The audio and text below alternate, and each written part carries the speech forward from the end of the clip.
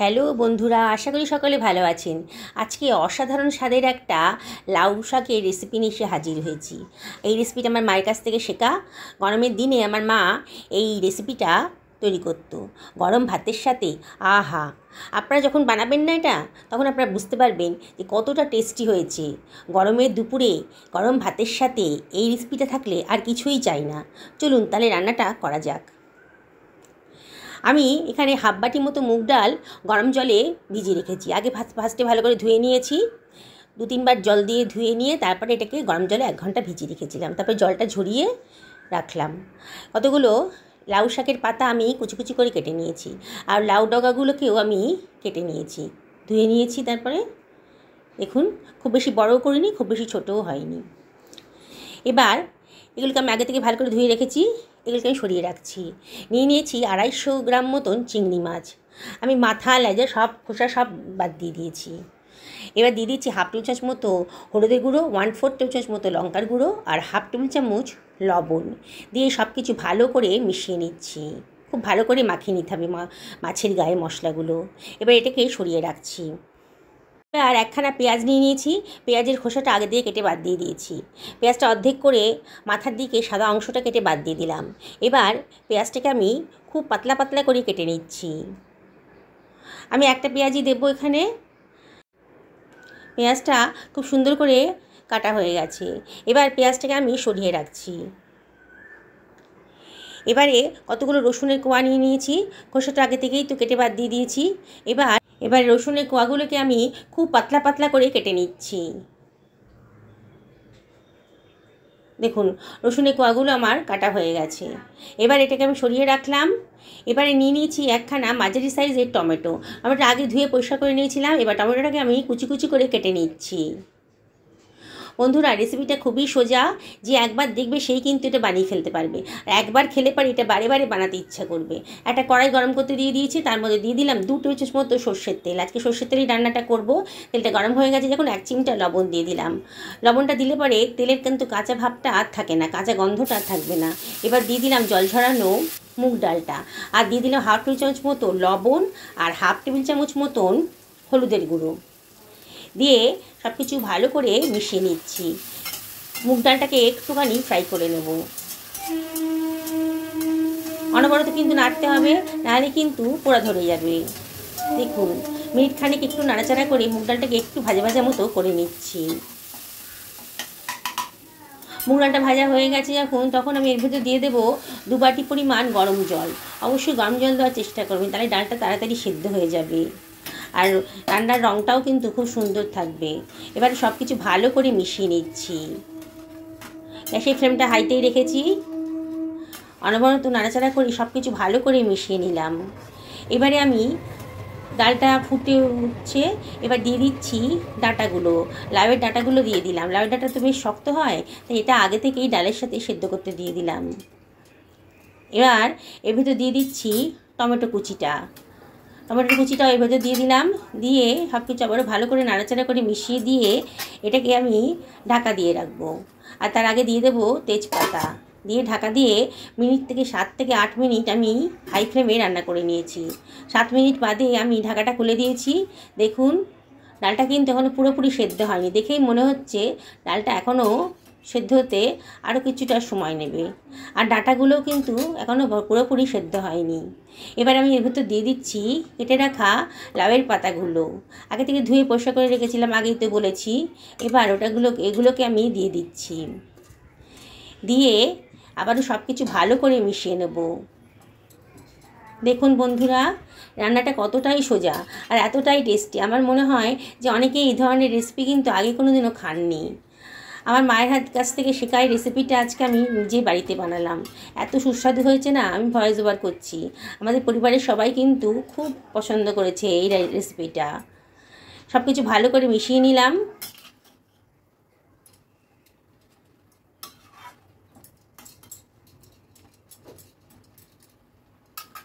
এবার ঢাকা দিয়ে medium to low ফ্লেমে রান্না করব আরও 10 মিনিট। একটা কড়াই গরম করতে দিয়ে দিয়েছি, তার ভেতর দিয়ে দিচ্ছি 3 টেবিল চামচ মতো সর্ষের তেল। তেলটা গরম হয়ে গেছে যখন, তখন আমি ম্যারিনেট করা চিংড়ি মাছগুলো এর ভেতর দিয়ে দিচ্ছি। চিংড়ি মাছটাকে একটু ভাজা ভাজার মতো করে নেবো, খুব বেশি ভাজবো না, খুব বেশি ভাজলে পরে চিংড়ি মাছটা খুব স্টিকি হয়ে যায়, শক্ত হয়ে যায় আর কি। দেখুন এপিট ওপিট করে একটু ভেজে ভাজা মতো করে নিচ্ছি।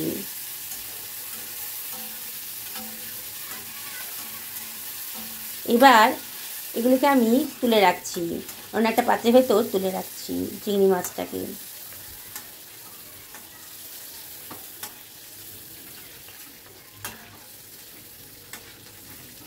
এবারে ওই তেলের ভেতর আমি দিয়ে দিচ্ছি দুখানা শুকনো লঙ্কা। শুকনো লঙ্কাটা দিলে পরে খুব সুন্দর একটা গন্ধ বেরোয়। আর দিয়ে দিলাম হাফ চামচ মতো গোটা জিরে। জিরেটা ফ্রাই হয়ে গেছে, খুব সুন্দর একটা গন্ধ বেরোচ্ছে। এবার দিয়ে দিচ্ছি কেটে রাখা রসুন কুচিটা, একটু নাড়াচাড়া করে ফ্রাই করে নেব। গ্যাসের ফ্লেমটা হাইতেই রেখেছি, আর অনবরত কিন্তু নাড়তে হবে।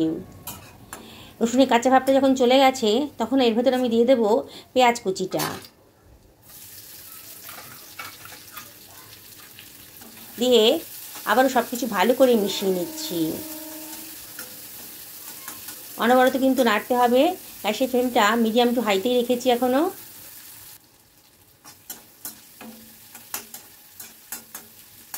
পেঁয়াজের কালারটা যখন চেঞ্জ হয়ে গেছে তখন আমি এর ভেতর দিয়ে দিচ্ছি 1 টেবিল চামচ মতো আদা বাটা, আর দিয়ে দিচ্ছি হাফ টেবিল চামচ মতো হলুদের গুঁড়ো, হাফ টেবিল চামচ ধনের গুঁড়ো, হাফ টেবিল চামচ জিরের গুঁড়ো, আর হাফ টেবিল চামচ মতন লঙ্কার গুঁড়ো। লঙ্কাটা অবশ্যই আপনারা নিজেদের পছন্দ মতো দেবেন। আর দিয়ে দিলাম হাফ টেবিল চামচ মতন লবণ। আমি ডালে লবণ দিয়েছি বলে এখানে লবণটা কম দিলাম, পরে চেক করে যদি লবণ লাগে তাহলে আমি আবার দিয়ে দেবো। আবার সব কিছু ভালো করে মিশিয়ে নিচ্ছি, আমি কিন্তু জল দিইনি। অনবরত কিন্তু নাড়তে হবে। দেখুন বেশ ভাজা ভাজা মতো হয়ে গেছে যখন, তখন গ্যাসের ফ্লেমটা অফ করে দিলাম। এবারে ডালটা দেখুন হয়ে গেছে অনেকক্ষণ, প্রায় 10 মিনিট বাদে আমি ডালের ঢাকাটা খুলে নিয়েছি। দেখেই মনে হচ্ছে খুব ভালো মতো সেদ্ধ হয়ে গেছে।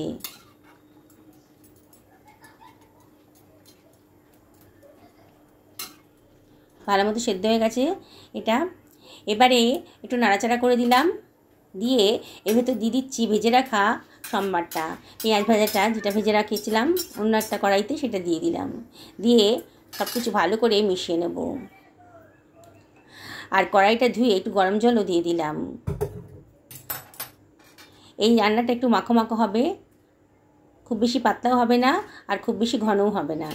একটু গরম জলটা দেওয়ার পর সব কিছু আবারও ভালো করে মিশিয়ে নিচ্ছি।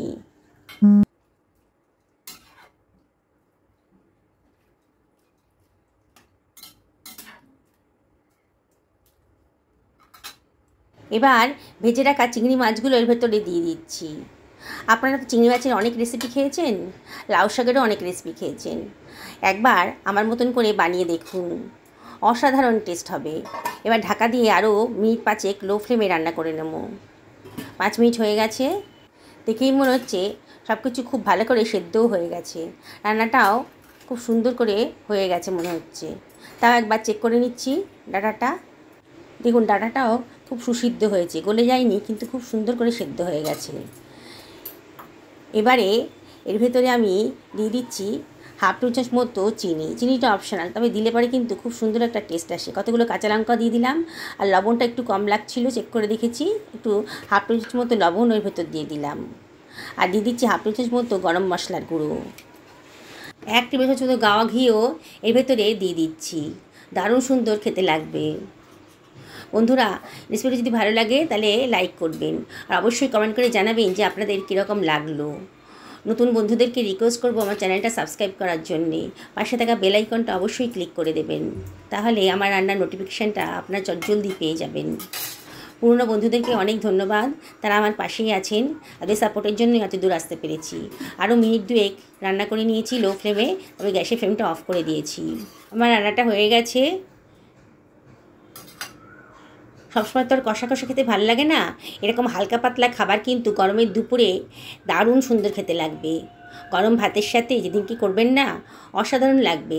1 প্লেট ভাত কিন্তু এটা দিয়ে খাওয়া হয়ে যাবে। আর যা গরম পড়েছে তাতে এরকম হালকা পাতলা খাবার খাওয়াই কিন্তু শরীরের পক্ষে খুব ভালো। দেখুন আমি সার্ভ করে দিচ্ছি।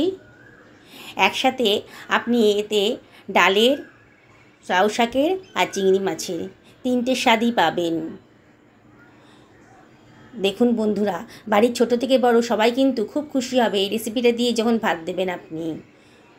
দেখুন কত সুন্দর দেখতে লাগছে। হালকা পাতলা হলে কি হবে, এর টেস্টের কাছে কিন্তু হোটেলের খাবারও ফেল মেরে যাবে। গরমের দুপুরে গরম ভাতের সাথে একদিন অবশ্যই এটা রান্না করে দেখুন। যেদিনকে এটা রান্না করবেন না, কথা দিচ্ছি আর অন্য কোনো রেসিপি আপনাদের খেতে ইচ্ছে করবে না। শরীরও ঠান্ডা হবে আর মনও ভরে যাবে। দেখুন ডাঁটাটা কত সুন্দর করে সেদ্ধ হয়েছে। বন্ধুরা, আমি আপনাদের আবারও রিকোয়েস্ট করব, একদিন অন্তত বানান। সকলে ভালো থাকুন এই কামনা করে ভিডিওটা শেষ করলাম।